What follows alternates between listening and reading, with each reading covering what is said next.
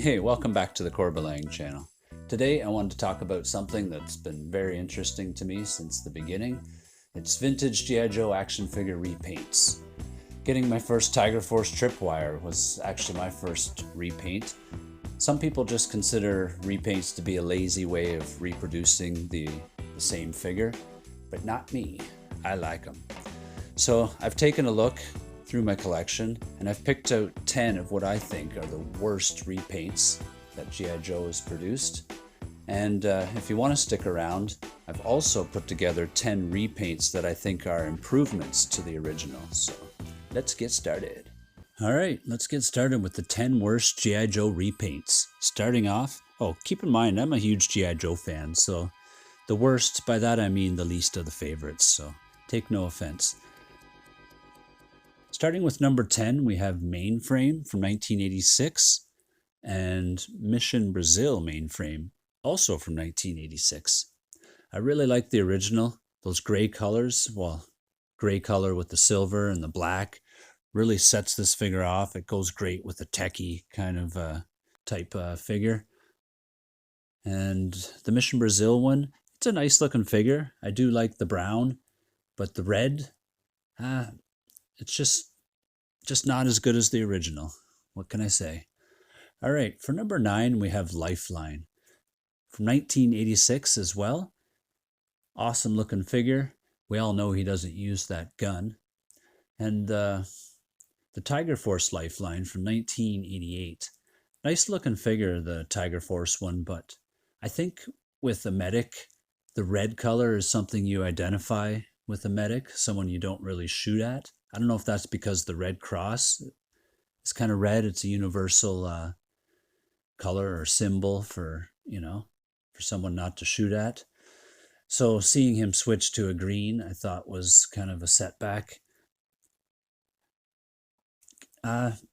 Consider that maybe, for Tiger Force, for certain covert operations, you'd want to stay camouflage and undetected. So I could be wrong on that, but I just like the red better for a medic, so I've chosen him as the better one.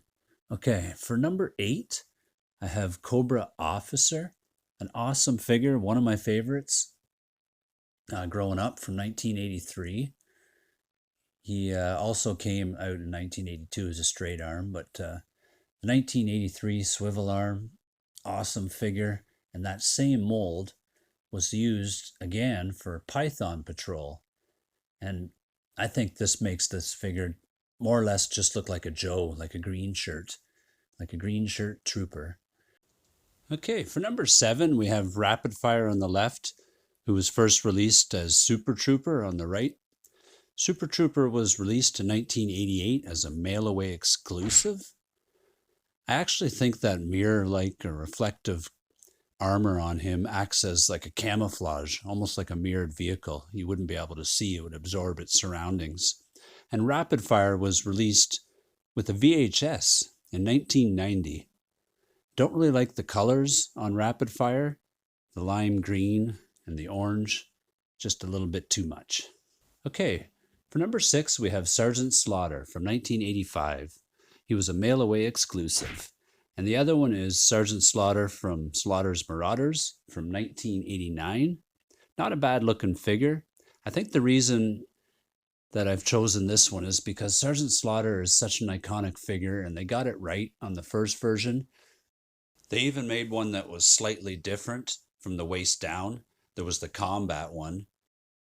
But by the time they got to the 4th one, it was kind of overkill, which was the Slaughter's Marauders. And the plastic is different on this one. A lot of the thumbs are broken in my Marauders.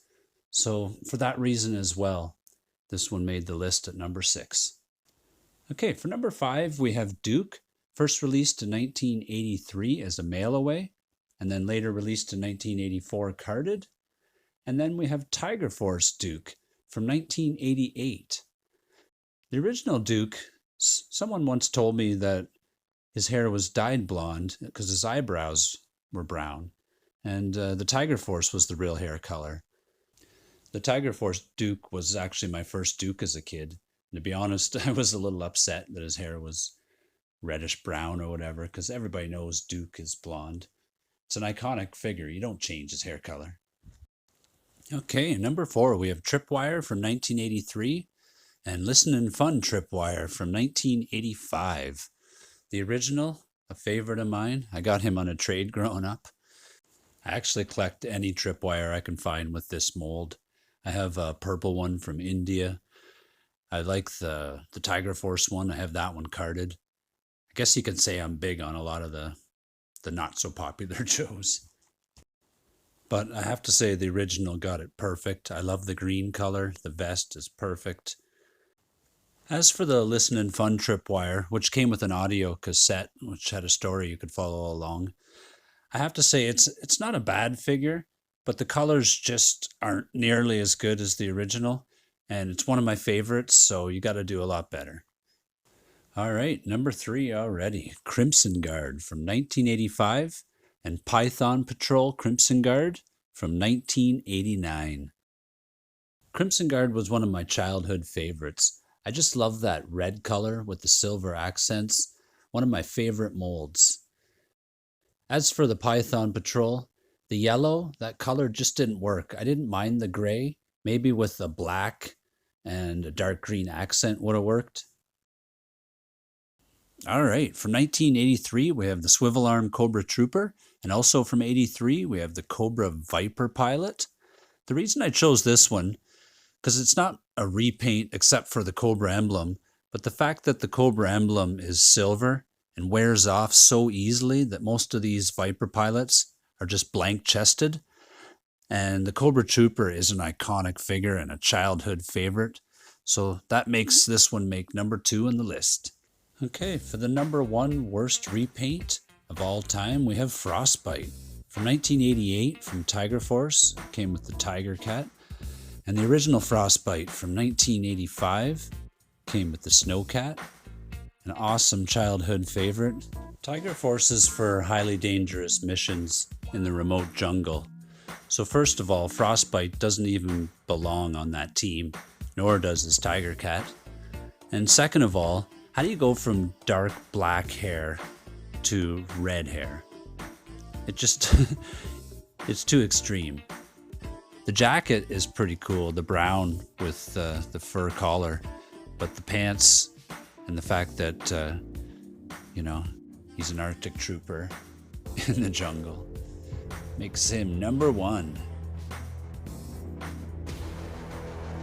After going through all my repaints and pulling out my top 10 worst, I decided, since there were so many good ones, to do a top 10 best repaints as well. So here they are, starting with number 10.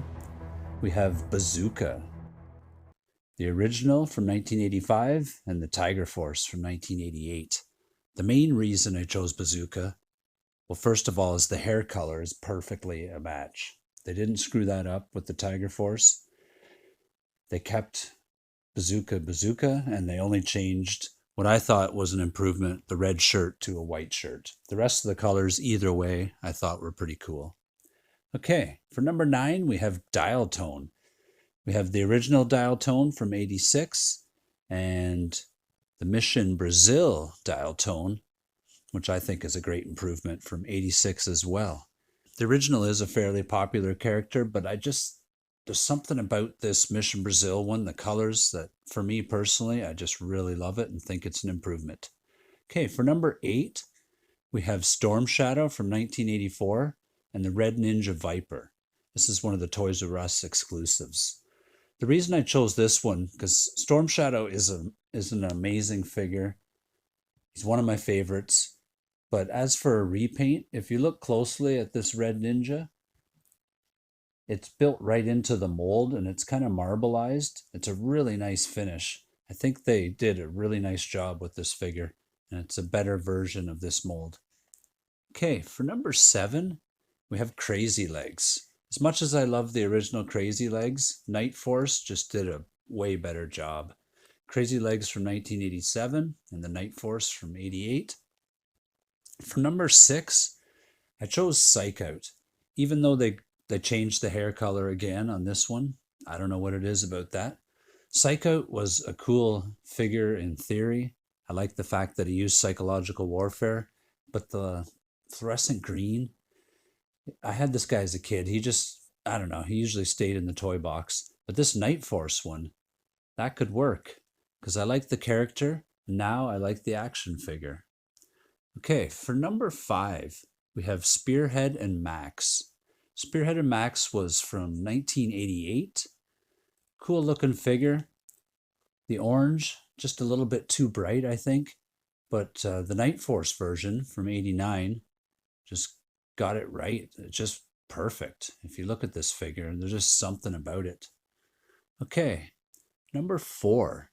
This one is a bit of a curveball. I threw this in. It's from 2023, but it's still O-ring.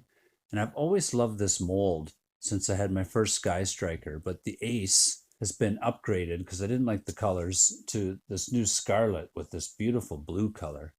And the reason I've allowed this, because it is a different head mold, is when you put the helmet on, it basically looks like the same figure. So I consider this the same mold.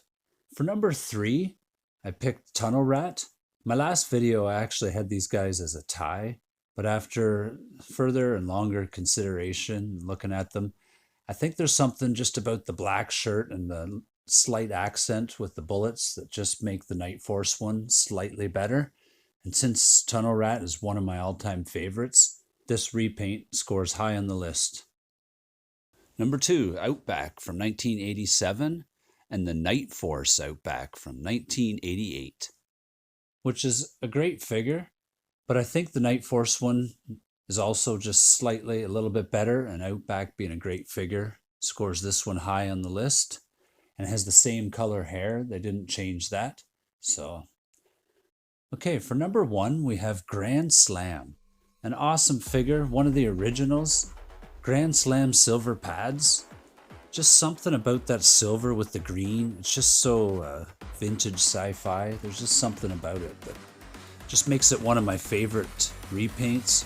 One of my favorite figures in general is Silver Pads Grand Slam. That's why he won. So there you have it.